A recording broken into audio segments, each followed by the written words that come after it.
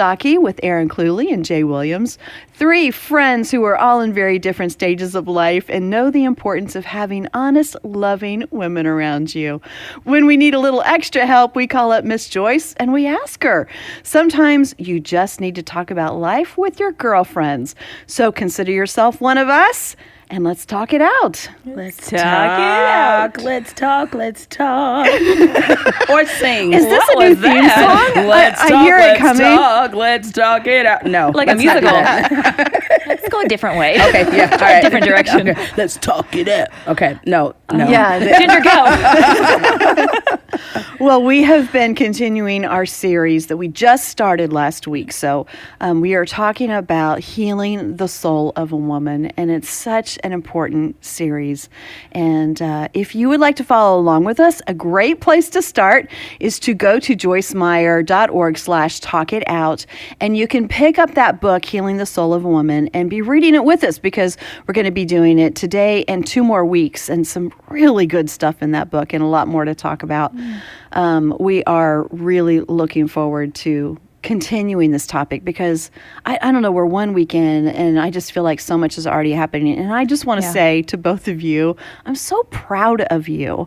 The things that you both shared last week, thank you. We're just, I don't know, they just touched me. I think a lot of other people too. Mm-hmm. And you were just both really honest and open, and I just appreciate your hearts to do that very much. You. Yeah, thank you. You know what? I feel like the process of healing is actually getting it out, and talking about it. The more you talk about it, the less power you give the enemy, honestly. That is you very just true. really take away the power of the secret. Joyce talks about like how secrets can hold you back and be the most painful thing. Yeah. So the more I talk about it, the more free I get. I also like what you just said, that it's a process of healing, that this is not an overnight thing. And even when we all finish reading this book, it's not like we're done. Yeah. I got my healing, I'm good to go. Yeah. But this is something that we have to continue in it's a journey of healing as we go through life. And yes. I remember like a few years ago, I couldn't talk about half the things I talked about last week without even just being emotional.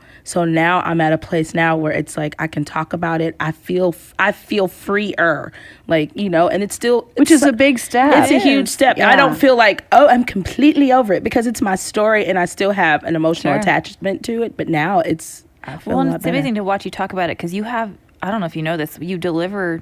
You talk about it with such peace and calmness. There's a peace in there when you're sharing, and that's probably because of what God is doing inside of you. Yeah. And doesn't make it easier what you're going through, and it doesn't make that process of healing easy, but when you are doing this with the Lord, He's going to just give you that peace inside as you walk through it. Yeah, it surpasses understanding because I don't get it, but I know it's the Lord, but I know it took a willingness of me to be vulnerable and to talk about it with friends and allow God to heal me. Yeah. So, just like it did Joyce at some point. Yeah. It's that way for everyone. Mm-hmm. Yeah. And we were talking about the fact that this is a topic that is absolutely applicable to everyone. Yeah, it really because is. we do all have different things in our lives. Yeah. And in the book, there's a list of different things, whether it's any kind of abuse, whether it is losing a loved one, whether it's rejection, whether it's an illness, dealing with cancer, a divorce, being single sometimes, can be hard if that's not what your heart has desired.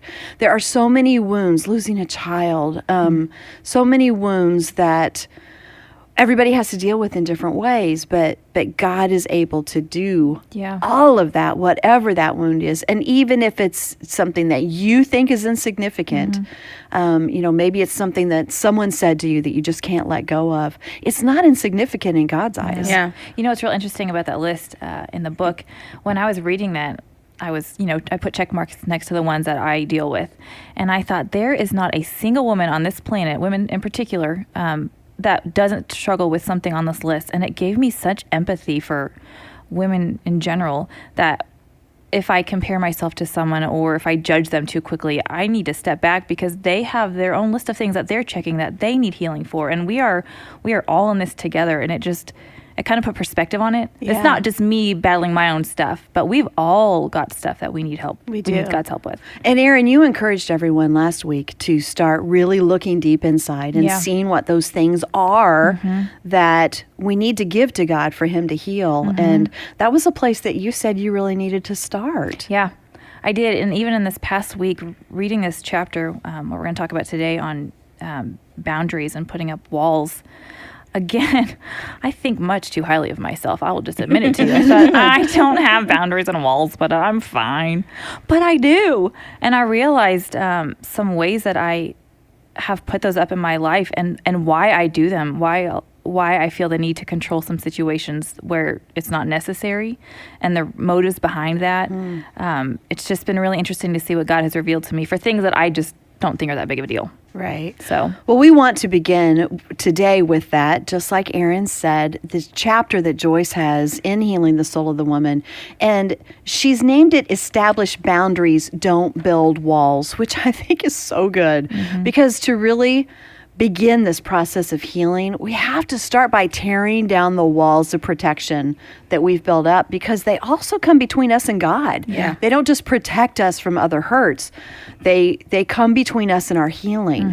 But when we learn instead to build healthy boundaries that make sense, those aren't walls. Boundaries are not unhealthy walls. Yeah. What do you say we just start right off by calling Joyce? Yeah, And that's a seeing great what idea. she has to say about boundaries and how she had to tear down her own walls, and so many questions I have for her. So let's give her a call right now. Hello? Hey, Joyce. Hey. Hey, how are you today? Oh, well, I'm just excellent. How are you? We are excellent too. hi, Joyce. Hi. Hi. Well, So, what's going on? Well, we are talking about healing the soul of a woman, and we have boundary questions for you. Why do you laugh? Help me, Jesus. Help me, Jesus. Let's do Jesus. I'm just sitting here working on a devotional, and all of a sudden you guys call and say, we have questions for you. We like to keep you on your toes. That's what we're all about. That's right. Well, So what can I try to help you with? I love the way that as you were getting into this topic in the book, you asked this question: are you resentful because you feel that people take advantage of you? And I think a lot of our friends who are out there listening right now would say, yeah, I think I do. So how do boundaries help if that's what we're feeling? Well, I think I shared a story in this chapter about how a man that I worked for, was pretty controlling, and I felt like that he controlled me and took advantage of me. And after it was over, I felt that I resented the fact that he did that. But then God really spoke to my heart that he was wrong in what he did, but I was just as wrong because I let him do it. And that was a bit of an eye-opener for me, because I think that we always look at what other people are doing wrong, and we think, well, you shouldn't do that. But if it's something they're doing to us, we can put up a God-inspired boundary and not let them do it. Mm-hmm. Do you feel like, Joyce, that you allowed him to control you a bit because of wanting to please him, like a people-pleasing motive, or was it fear? I think it was both. I think it was, in some ways, it was a reaction to the way I grew up with my father. The two men had similar personalities, and I also loved and needed and wanted my job, and so I was concerned that if I didn't do what he wanted me to do, that I would lose that job. And some of it was just people-pleasing. I think a lot of times we react to people like that in our lives, and we never stop long enough to even ask ourselves why we're doing it. But most of it is bound up in fear. We're afraid of something. Yeah. That makes sense. I had a similar situation. I had a boss before, not in my current job. I want to make that really clear. Yes, please establish that. I have wonderful bosses now who I love with all my heart. But anyway, I had this boss, and he was raising his voice at me. And I just got to the point where I said, you can't talk to me like that. And it amazed me because he actually stopped. I mean, he didn't raise his voice after that. And it really did help me understand. Now, I know it does not always go that way. Sure. But for me, I realized it seemed like it was his choice. But it was also, like you said, Joyce, partially my choice. Yeah. Because when I said, I'm not going to work this way, then I set a boundary, and he agreed to it, which was and, wonderful. To be honest, most bullies really want somebody to stand up to them. They don't respect people who don't stand up to them, and they will keep pushing people around as long as somebody lets them do it. But there's a part of them that's just thinking, I really wish you would stand up to me. And I think any time that you do stand up to someone that has manipulated or controlled you, and I think it's important to bring this point out, you do take a chance on losing something. Yeah, it's risky. Because they may not respond in a good way. But even if you lose something, or even if you lose someone out of your life, there's no friendship or relationship that's worth letting somebody manipulate and control you. We're called to be God pleasers, not to be people pleasers. Yeah. And I also want to say that the longer you let something like this go on, the harder it is to break the pattern. It's very wise to set boundaries in relationships early on. We have a God-given responsibility to stand up to people in a godly way. And sadly, what a lot of people do that are being mistreated, like I'll take my relationship with my dad as an example, because he sexually, mentally, physically abused me. I began to make promises to myself that nobody was ever going to hurt me again. Nobody was ever going to tell me what to do again. I was never going to get in a position where I needed anybody again. Well, I had made a lot of promises to myself that when I started trying to keep those promises in everyday life, it made it next to impossible for me to have any kind of healthy relationships. Yeah. Because you can't live like that. That's why I say in the book, establish boundaries, don't build walls. Yeah. Tell us more about the difference between those two.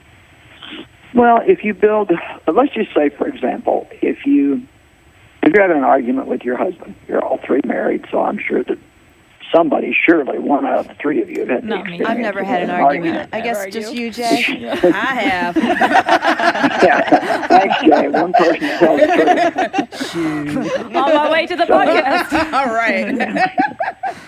Let's just say that you're having an argument with somebody, and the argument ends, but you feel like it didn't end in your favor, that the other person, didn't treat you right, they didn't listen or whatever. Well, if you're anything like me and you take the time to sense it, you can feel a wall go up. And the first thing you want to do is get away from them, get in another room, not talk to them. Yeah. You just want to isolate yourself and get in a position where they can't hurt you again. And what God has taught me is if I build that wall, I'm the only one that can tear it down. And the only way for me to tear it down is to put my trust in God that He'll take care of me. That's really So important. instead of trusting me to take care of me. And that doesn't mean I don't confront situations that need to be confronted. But to be honest, you have to have the right timing to confront somebody. Yeah. If you just do it when you feel like doing it, it may be the wrong time, and it may not turn out good at all. And I've found that even in my relationship with my husband, if I need to talk to him about something that I think could be explosive, I've learned don't ever do it without praying, and wait till I can sense that the timing is right. And it's amazing what a difference that makes. I like to also make sure that Mike has had food. He's eaten. That's a good idea. Tends to go well when he's not hungry. Yeah, on a full stomach. Yeah. That's a very good But idea. so many people have walls built around themselves thinking of protecting themselves. But all they're really doing is isolating themselves, and they're really in a self-care mode. They're going to take care of themselves and make sure that they don't get hurt. But you can't love without taking a chance on getting hurt. Yeah. So any one of us that's in a relationship, you will get hurt at some time or another. yeah, exactly. So that first step, I guess, of tearing down the walls, how important is that to allowing the healing to begin in your life? Well, I think it's very important. I mean, you can't, if you're isolating yourself, you're not just isolating yourself from the person who hurt you, but you're isolating yourself from God too. You have to let God in. You have to say, well, okay, I got hurt, and I don't think it was fair, but you're my vindicator, and so I'm going to put this in your hands. I'm going to bring this wall down, and you have to know when you do it that you may get your feelings hurt again. And if you do, then you trust God to heal you. We always have the healer living inside of us, and so it's amazing how things change when we start really leaning on God for everything instead of just going to Him for emergencies. I kind of found out if I live like I'm always in an emergency, then I don't have as many problems. Yeah. That's good. One other thing I can say is don't use prayer as an excuse to not deal with things yourself, too. Oh, That's yeah. so We good. want to pray first, Yep. but that doesn't mean that you just sit back and wait for God to change everything. Yeah. That's really Yeah, good. I'm not done praying. I can't deal with it yet. Avoiding that confrontation. Yeah. Yeah, I'm like, well, what are you going to do about this situation? Well, I'm praying about it. Well, that's good, but has God told you to do something? If you let somebody mistreat you for a long period of time or control you got to realize that you have a part in it and you've established a pattern with them. And so you don't want to go in like a bulldozer and just unload on them all in 5 seconds. Well, you've been controlling me and I'm not going to put up with this anymore. And blah, blah, blah, blah, blah, blah, blah, blah, blah. It's best to just sit down with somebody and say, look, maybe you haven't even meant to do it, but I feel like that I don't really have freedom, that you control and manipulate me. And if it's my fault, I'm sorry, but we just need to establish some new guidelines. Yeah.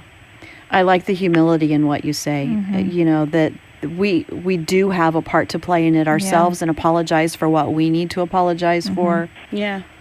That's good. Yep. That's really helpful. Like I said, not everybody does it on purpose. I mean, some people are just really strong-willed. And if they have somebody like, I'm very much okay, let's take action and get something done. So let's just say that I go shopping with 5 women, and they're all just, pediddling around and not really, one's going in one direction and one's going in another direction. I don't have to be invited to take over the group and give. Yeah, I'll say, okay, girls, let's do this. Who wants to go here? Who wants to go there? Let's meet back here at such and such a time. Love it. Because I can't stand just lollygagging around and not, doing nothing. Now, some other people love that, and if you do, don't ask me to go. I have a harder time with that. Yeah, one of the most freeing things that I remember reading, it was on a post from Instagram, from your page, Joyce, and it was a piece from your Confident Woman devotional about stop pretending, like being okay not having everybody be your friend. Like it's not an unchristian principle, and sometimes we avoid confrontation because we don't want to lose a friend. And if this person is truly your friend, don't you agree that if they really love you, they'll understand and you'll come to a mutual agreement and accountability so you can, ultimately have change. But it's okay to not have certain people be your friend. And that was so freeing to me. And absolutely, I don't even want friends that aren't going to respect me enough to give me the freedom to be led by the Holy Spirit. Yeah. It's good. And to be honest with you, some people you won't be able to be friends with because they just have a strong personality that has not been tempered. They've not allowed God to temper it and bring it into balance, and they really don't know how to be in relationships without being in control. And you're not helping them or yourself by letting them continue in that way. Like I think about my mom, and boy, she should have confronted my dad. She should have done it for herself. She should have done it for my brother. She should have done it for me. But she didn't because she was afraid.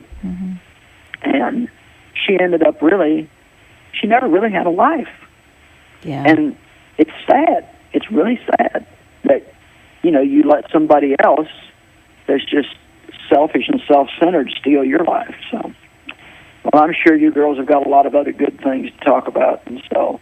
Well, those are great encouragements. Thank you. Really helpful. Thank you. And next time we shop, I'll try to go faster. Ginger's the one slowing you down. Yeah, that's right. I'm going out with you Saturday, so now you know you've got to keep in step. No padiddling around. I will keep it moving. We'll practice. All right. Thank you. Thank you. Love you, girls. Love you. too, Bye. Joyce.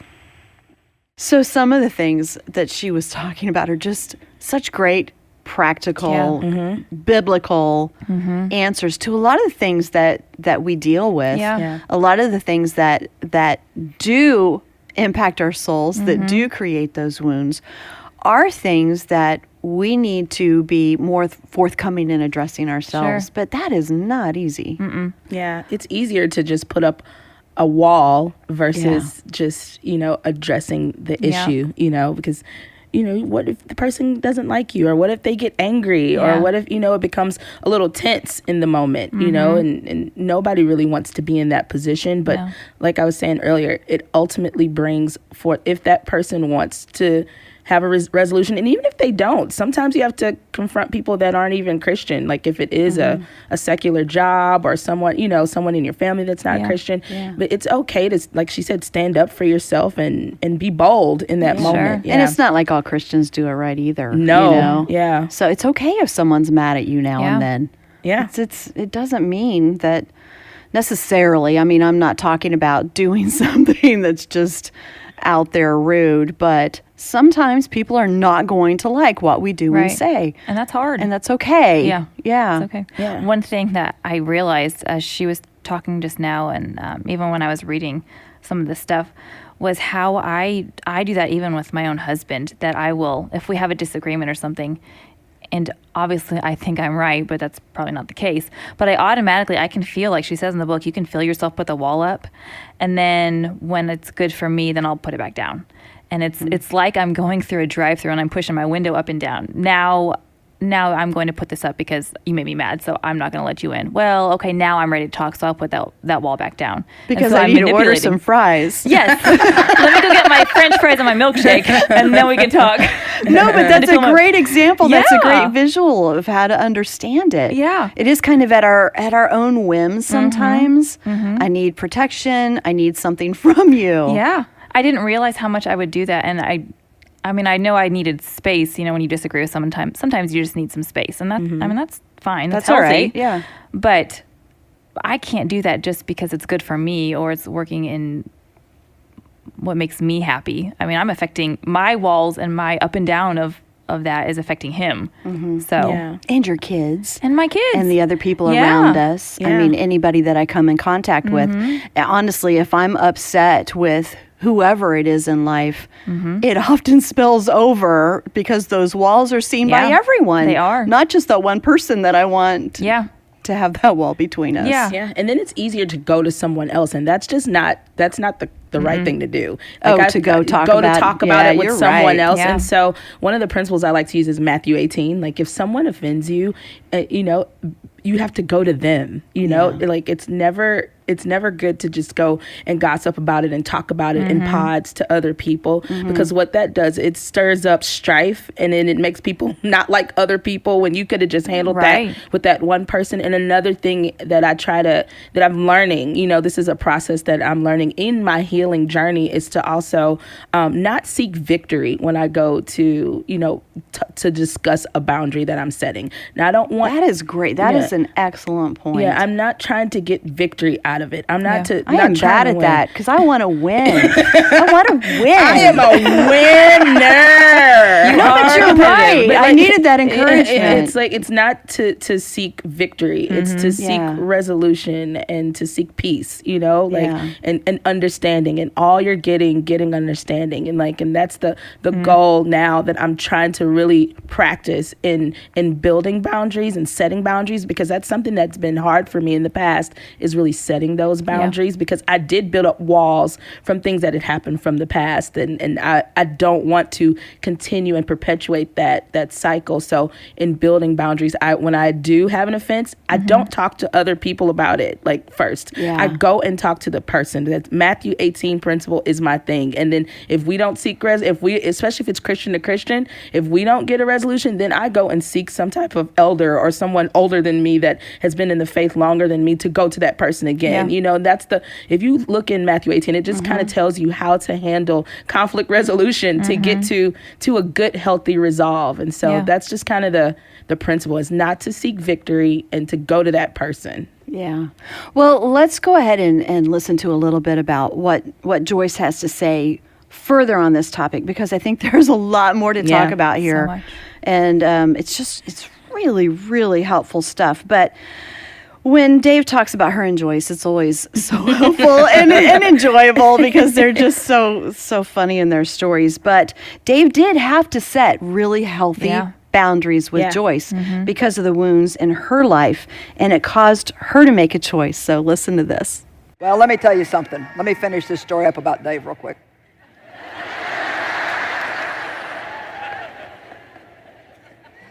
You know what? I'd throw my fits. He'd confront me about something. He didn't do it in a mean way. But I mean, he would just say to me sometimes, "You're not going to control me." "I'm not trying to control you." "Yes, you are." He's like, "You're trying to make me think what you think, and I don't think what you think. I've got my own opinion. So stop trying to convince me." You know, I'm good at convincing, and that's part of my teaching gift. But there's times when it needs to work and times when it doesn't. And I would try to convince him of my way. Well, then, if I didn't get my way, I'd go get my feelings hurt. And I remember him saying to me, "Ooh." He would say to me, "I am not going to feel sorry for you." See? Come on, ladies. He would say to me, "I am not going to feel," and I thought, you don't even have a heart. You don't feel anything. You don't have any emotions. Don't you know how I was raised? Don't you know what I'm going through? Don't you understand? Come on now.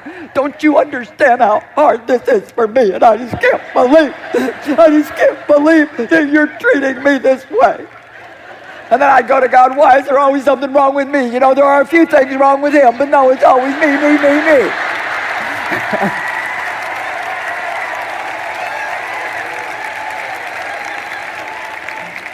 Come on, you know how we are. And he would say to me, "Joyce, I love you, but I am not going to feel sorry for you because it is not going to help you if I do."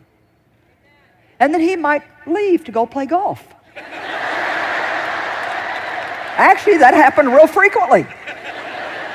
And I would just be there, just like with my soul and my, oh, yeah.